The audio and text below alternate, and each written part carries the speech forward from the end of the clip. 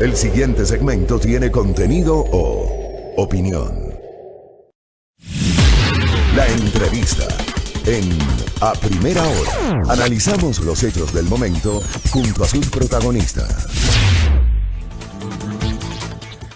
Muy bien, 7:43. Sobre el tema de las previsiones, una precisión. El tema del IES quedó suspendido gracias a Ronnie Rodríguez que me escribió. Quedó suspendida la rueda de prensa del IES, así que eliminen esa previsión de la agenda, queridos colegas. Y una previsión adicional a nivel legislativo. Hoy la Comisión de Régimen Económico sesionará 2 horas después de la finalización de los plenos previstos para hoy, 10 de la mañana y 11 de la mañana. Sesionará 2 horas después para continuar con el procesamiento de las observaciones y la construcción del informe para segundo y definitivo debate del proyecto de reforma tributaria que fue remitido por el Ejecutivo el pasado 21 de noviembre. Hoy hay expectativa sobre la decisión que va a adoptar el Pleno de la Asamblea Nacional. Y digo, hay expectativa porque lo que resuelva la Asamblea hoy, luego de que concluya todo el proceso de legislación que establece la norma constitucional, es decir, que lo apruebe la Asamblea, el Ejecutivo la sancione o lo vete parcialmente, si bien el veto deberá regresar a la Asamblea, y luego evidentemente la publicación en el registro oficial. Todo esto deberá estar vigente antes de febrero del próximo año para que rija justamente conforme dice la norma constitucional al menos un año antes del proceso electoral. Lo que apruebe hoy la Asamblea Nacional, una vez que entre en vigencia, serán las reglas del juego que tendremos los ecuatorianos de cara a las elecciones presidenciales y parlamentarias del año 2021, que en teoría se desarrollarían el domingo 28 de febrero. En teoría, todo esto digamos de modo optativo. ¿Cuál es la expectativa que tenemos hoy? Aclarar a la audiencia además que el segundo debate fue cerrado, o sea, ya no hay debate. El segundo debate fue cerrado, hay una imprecisión con un titular del día de hoy, una nota de Diario El Universo, el debate ya fue cerrado, se agotó el segundo debate. La ponente del informe, la asambleísta Jimena Peña, presidenta de la Comisión de Justicia y Estructura del Estado, procesó esas observaciones y remitió a los asambleístas el documento final para votación. Pero insisto, ya no hay debate posible. Jimena Peña está con nosotros, presidenta de la Comisión de Justicia y Estructura del Estado. Legisladora, bienvenida. ¿Cómo le va? Muchas gracias, Fabricio, por la invitación. Un saludo a todos los que nos escuchan. Muy bien. ¿Qué debería pasar hoy? Bueno, esperamos el día de hoy hacer una presentación sobre lo que contiene el documento final de votación que fue ya difundido la semana pasada, para que los legisladores puedan revisarlo con tiempo y puedan pues tener un criterio sobre cuál será su decisión en el Pleno de la Asamblea Nacional. Vamos entonces a hacer una presentación bastante didáctica de los diferentes temas que se acogen, cuáles son los temas que se excluyen del informe de segundo debate y finalmente presentaremos una moción de votación que también, Fabricio, ha sido ya difundida el día de ayer a todos los sectores políticos para que tengan claridad de cómo va a ser la votación y que no existan sorpresas en la mañana de hoy. ¿Va a ser una votación en paquete, una votación en partes? Será una votación en partes, luego de diálogos que hemos tenido con los legisladores, era importante para separar esos temas que de pronto no tienen consenso o el consenso que quisiéramos y pues dejar el gran número de reformas en un solo paquete aparte.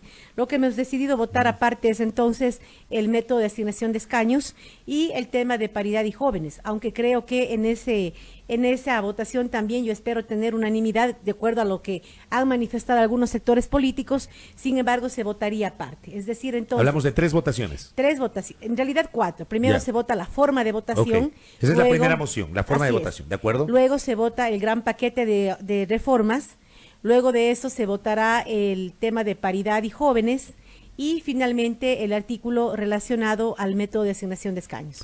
¿Qué propone el método de asignación de escaños? ¿Cuál es el nuevo mecanismo que se plantea? Estamos planteando el cambio de método de Hunt a Webster.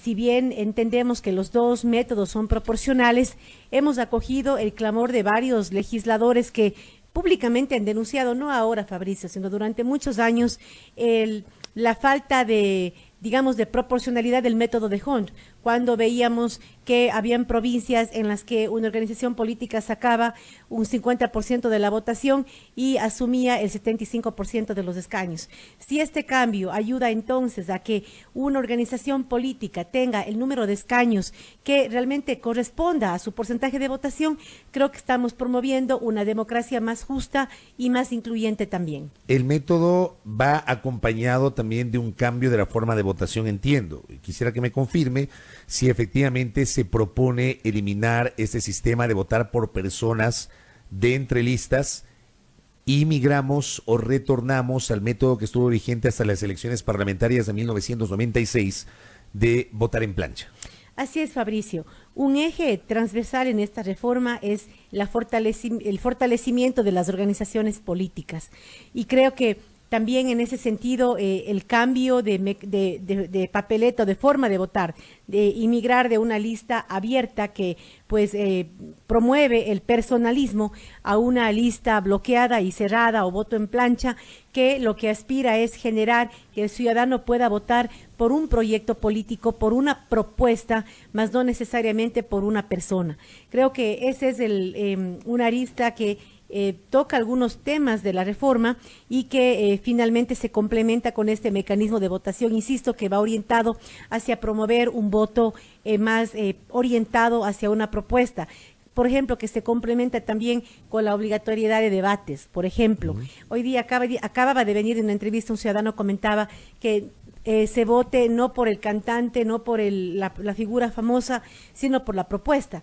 Y la obligatoriedad de debate, por ejemplo, lo que hace también es permitirle al candidato presidencial, al candidato a prefecto, al candidato a alcalde de aquellos cantones con más de 100,000 habitantes, la obligatoriedad de participar en los debates. Ya le voy a preguntar el tema del debate.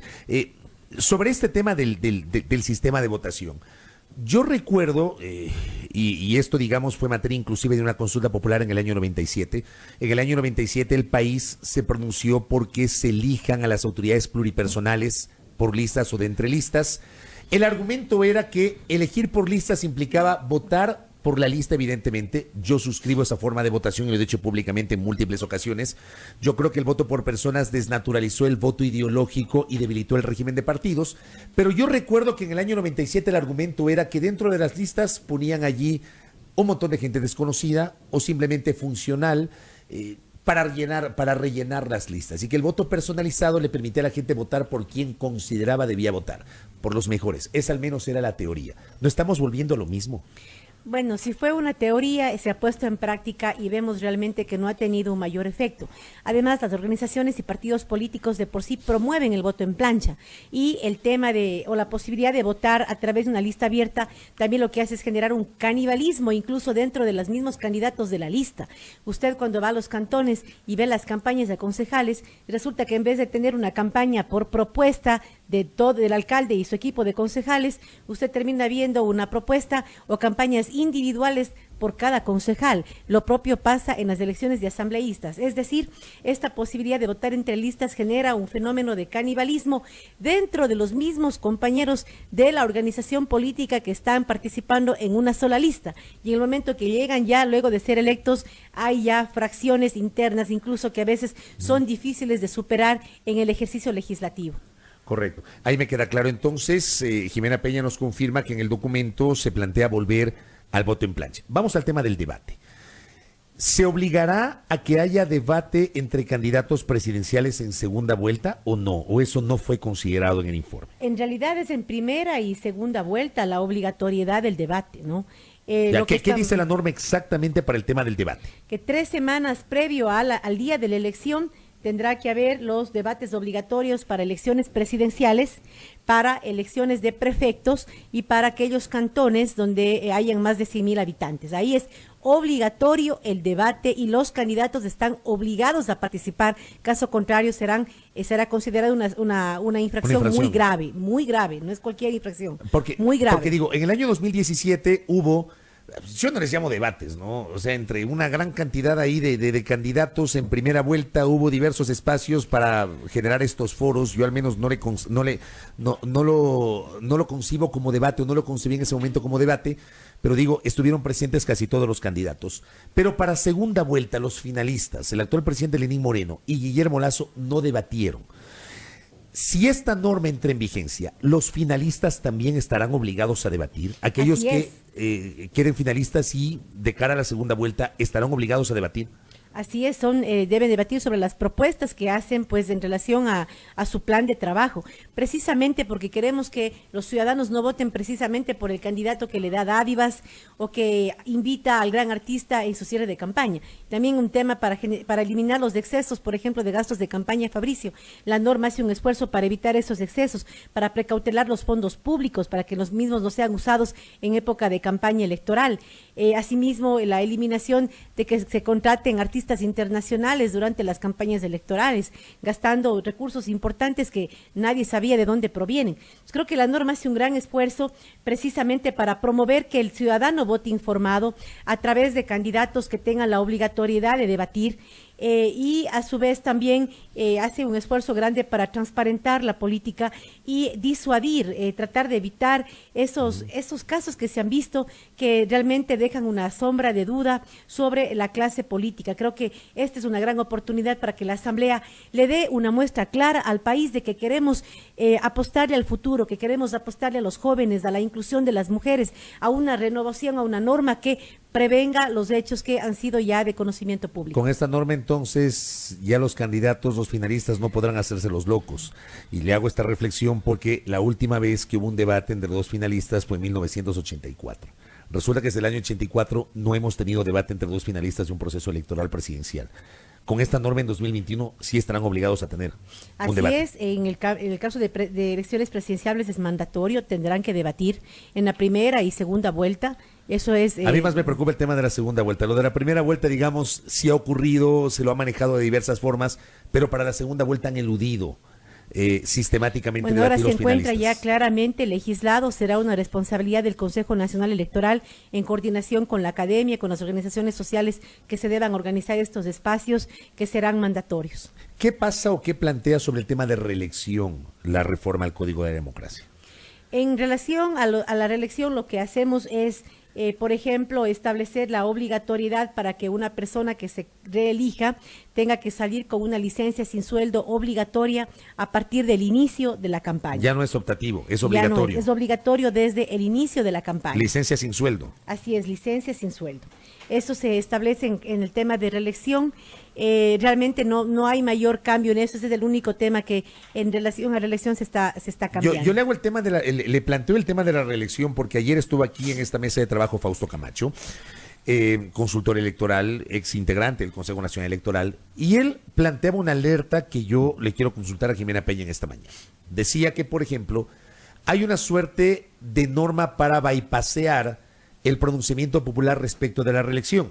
Decía que si, por ejemplo, yo soy candidato por el Distrito Norte y gano por el Distrito Norte, me someto a una reelección y vuelvo a ganar, constitucionalmente ya no podría ir a una segunda reelección para un tercer periodo, porque hay una restricción constitucional, pero podría lanzarme por el Distrito Sur. O sea, fui 2 veces por el Distrito Norte y podría lanzarme por el Distrito Sur. Yo nací en Tungurahua, podría ser candidato a asambleísta y ganar las elecciones por Tungurahua. Voy a la reelección y gano la reelección. Cumplo mis 2 periodos y ya no podría ser candidato. Pero vivo en Quito y luego podría lanzarme por Pichincha y también tener esta misma lógica. Y decía Fausto Camacho, lo mismo se aplicaría con alguien que fue legislador provincial y luego legislador nacional. ¿Es verdad eso? Había en el informe de segundo debate una reforma al artículo 93 que en efecto hacía cierta direccionamiento hacia que si usted se elige por un diferente territorio, en efecto podría tener la posibilidad de volverse a candidatizar. Esto fue un artículo que estaba incorporado ya en el informe de segundo debate. Al no haber alerta sobre el tema, este artículo fue parte de un documento borrador que se circuló hace más de 2 semanas, precisamente como un borrador para que los legisladores puedan en base a eso hacer ciertas precisiones. La primera alerta lo recibimos por parte del legislador Cucalón, que planteó el problema en el Pleno, pero note que el legislador Cucalón fue parte de la comisión que aprueba la reforma a ese artículo y que en su momento no genera mayor alerta. Sin embargo, luego de esto hicimos algunas investigaciones sobre cómo se procedió, qué pasó y claro, también, por ejemplo, supimos que había ya un dictamen del Tribunal Contencioso Electoral, por ejemplo, que en algún momento permitió que un alcalde en la provincia de La Suay, para ser específicos, luego de haber sido alcalde reelecto de Huachapala, sea alcalde reelecto de Paute. Hubo ya, yo recuerdo ese caso. Hay una sentencia, por eso es que realmente nosotros no sacamos el artículo del borrador que fue parte del informe de segundo debate. Sin embargo, luego de las alertas que recibimos, creímos que era necesario no procesar la reforma, porque lo que menos hemos querido es que esta reforma sea deslegitimada por ciertos actores que le apostaban a que no exista reforma. O sea, este tema no está incorporado. No ha sido incluido en el documento final de votación. Nos parece que debe ser un tema que puede ser tomado nuevamente en un proceso de reforma posterior, que este tema pueda tener mayor debate y luego de eso pues haya, sea objeto de otra reforma. En el momento, tomando en cuenta que ha sido un proceso de reforma bastante largo, con algunas complejidades como el hecho de que ya hemos tenido un informe de segundo debate aprobado, un debate en curso incluso, creo que esos fueron algunas limitantes que imposibilitaron que profundicemos o que incorporemos temas más controversiales, no porque no sean importantes, sino porque creo que es importante que los legisladores tengan el tiempo suficiente para profundizar el debate. Por tal motivo, ese y algunos otros temas también que generaban alguna alerta fueron excluidos del documento final de votación. Correcto, me queda claro entonces a propósito de esta alerta que ayer se generó, justamente Jimena Peña nos dice esa parte de la reelección ha sido excluida. El tema de financiamiento de la campaña, ¿hay normas, hay reformas vinculadas al financiamiento? Claro, claro que sí, es un eje fundamental de esta reforma. Y lo que se trata de hacer es precisamente transparentar el financiamiento de la política a través de varias herramientas. Lo primer lugar es la transparencia. Realmente pensar que una campaña presidencial en el Ecuador se podía financiar con $1.900.000, que es lo que permitía la norma vigente, era una utopía. La norma se violaba por parte de todos los candidatos presidenciales a la vista de las autoridades electorales. Lo que se hace entonces, en primer lugar, es incrementar el gasto electoral, sin que eso implique, por supuesto, incremento de fondos públicos, pero sí darle la posibilidad al candidato a que pueda recibir mayores aportes de parte de sus adherentes, de sus simpatizantes, claro que con límites también. Una persona natural, por ejemplo, no podrá hacer un aporte de más del 5% del valor total de la campaña y su aporte personal no puede superar el 30% de lo que planteó o presentó en su informe del impuesto a la renta el año anterior. Es decir, para evitar que una persona que obviamente no tenga recursos sea usada para incorporar fondos ilícitos. Así es. Entonces, una persona puede hacer hasta un 5% de contribución del monto total de la campaña sin que esto signifique que sea superior al 30% del dinero que pagó por impuesto a la renta. Un candidato no puede aportar más del 10% de la cantidad de los recursos de campaña a título personal. Y a su vez también lo que se hace es limitar las donaciones en especies. Las donaciones en especies tendrán que ser máximo un 5% del monto total de campaña y además se establece un mecanismo de monetización, es decir, de que estas especies puedan calcularse cuál es el valor económico para que el mismo pueda contabilizarse como gasto de campaña a través de un sistema contable transparente que será actualizado cada 15 días por las organizaciones políticas y que le permitirá al ciudadano ver en línea cómo se están transparentando los fondos de los partidos políticos y los fondos de campaña. Además, se crea un sistema de interconexión con la UAFE, con el Consejo Nacional Electoral, el Tribunal Contencioso Electoral, Fiscalía, Contraloría, precisamente para que se identifiquen flujos ilícitos que podrían darse durante la campaña electoral. Estos son algunos temas que realmente se toman en cuenta y que son importantes, como digo, para transparentar el financiamiento, el fondo de campaña. Mire, algo importante también, el tema de la responsabilidad de la información que se presenta de gastos de campaña. Hasta ahora esto ha sido una responsabilidad solamente del responsable económico, es decir, un funcionario era el que firmaba las cuentas y era el responsable ante la autoridad electoral de toda la información presentada. Con la reforma habrá responsabilidad política de la organización, responsabilidad solidaria del jefe de campaña y el candidato tendrá una responsabilidad administrativa sobre la información que se presenta ante las autoridades electorales. ¿Se va a permitir que las personas jurídicas también aporten o no? No, eso va a seguir esto siendo queda prohibido. Así es, precisamente porque actualmente está prohibido, se va a mantener la prohibición. Se va a mantener la prohibición. ¿Por qué no permitir que las personas jurídicas también aporten? Porque queremos evitar que los candidatos lleguen con compromisos con empresas, es decir, lo que se pretende es que los legisladores, las autoridades que lleguen a sus espacios de poder puedan en efecto no tener compromisos con estas empresas para luego futuros contratos con el Estado. También hay un tema importante que me gustaría mencionar, y es que por primera vez los movimientos políticos serán pues calificados como sujetos obligados a informar.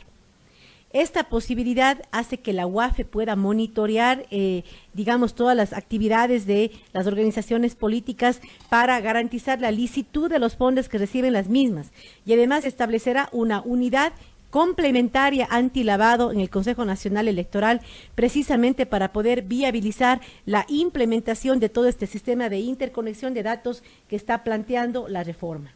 Sobre el tema de delitos electorales, ¿hay claridad sobre las reglas del juego respecto del mecanismo de juzgamiento en el Tribunal Contencioso Electoral para que, por ejemplo, no vuelva a ocurrir lo que pasó este año, que resulta que llegamos a la barrera del 14 de mayo y hubo cantones y provincias, inclusive una institución, el Consejo de Participación Ciudadana y Control Social, que no pudieron posesionar a sus autoridades?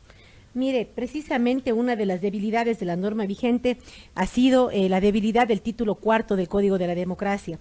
Por eso es que no es una coincidencia que la mayor parte de la reforma precisamente se den en el libro cuarto, porque hemos acogido varias de las propuestas del Tribunal Contencioso Electoral precisamente para garantizar una adecuada administración de la justicia electoral. Se hace una revisión de todas las infracciones que existían en la norma, se las clasifican de acuerdo a la gravedad en infracciones leves, graves y muy graves. Se establecen también sanciones mucho más fuertes que las que existían. Estamos hablando que en caso de una sanción grave, estamos hablando de que podrán ser sanciones económicas entre 21 y 70 salarios básicos unificados, más la posibilidad de destituir al funcionario que infringe la ley y o la suspensión de derechos de participación de 2 a 4 años. Es decir, es sanciones muy graves que se están planteando, luego graves y las leves, además de sanciones a medios de comunicación que pues incumplan los lineamientos del Consejo Nacional Electoral, así como también infracciones a las empresas de pronósticos electorales que no cumplan con los lineamientos de la autoridad electoral. Entonces, en esta reforma se hace un gran esfuerzo para mejorar la dosimetría de la norma, para clasificar adecuadamente las infracciones. Mire que en la norma habían conductas que se censuraban, pero que no había, por ejemplo, una sanción. Entonces, si usted censura y no sanciona, deja en impunidad. Así, por ejemplo, en el tema de violencia política, se define ampliamente lo que es la violencia política y se le da a la autoridad electoral asimismo la posibilidad de sanción, de sancionar esta conducta como una sanción muy grave. Es decir, se está aclarando algunos temas que son ya una infracción, se desarrollan y a su vez se complementan con la debida sanción que se encuentra en el libro cuarto, con los aportes que se han trabajado en conjunto con el Tribunal Contencioso Electoral. Correcto. Y cierro esta entrevista preguntándole a propósito de una consulta que hace un amigo oyente. Se supone que cuando un candidato se inscribe debe presentar un plan de trabajo. Un candidato presidencial, un candidato a la asamblea, un candidato a alcalde, un candidato a prefecto, presentan un plan de trabajo. ¿Se establece algún tipo de sanción si es que no se cumple con ese plan de trabajo? Mire, realmente esos son requisitos para inscribir las candidaturas, ¿no? Y esos requisitos realmente casi que no se modifican, no han sufrido mayores digamos, modificaciones en la norma. Entonces, quedaría como se encuentra vigente. Lo que sí se hace es que se le pide al candidato que anexe también su hoja de vida para que asimismo pues la trayectoria de este candidato pueda ser conocida a través de su currículum, que deberá ser anexado. Ese es el único cambio que me parece se incluye en relación a este tema de requerimientos. Lo que existe se mantendría vigente, ¿no? Correcto. Asambleísta, gracias por el tiempo y por la gentileza. Muchísimas gracias, Fabricio, por la invitación. Gracias. Estamos pendientes hoy a las 10 de la mañana, sesión del Pleno de la Asamblea Nacional. El segundo debate ya fue cerrado, será la votación. Jimena Peña, este diálogo nos ha informado que mocionará que se vote por partes, por 3 partes, el proyecto de reformas al Código de la Democracia, y además nos ha confirmado algunos cambios, el tema del método, de asignación de escaños, la forma de votación también. Además, ha aclarado sobre el tema de la reelección, que fue una duda que ayer se planteó en esta mesa de trabajo, tanto en nuestra tertulia con Wilson Benavides, que nos acompañó, así como también con Fausto Camacho. Sobre el tema de la reelección, nos ha confirmado Jimena Peña, se mantienen las reglas tal cual, es decir, lo que dice la norma constitucional respecto de la reelección. Gracias a nuestra invitada, 8 de la mañana con 8 minutos en la primera.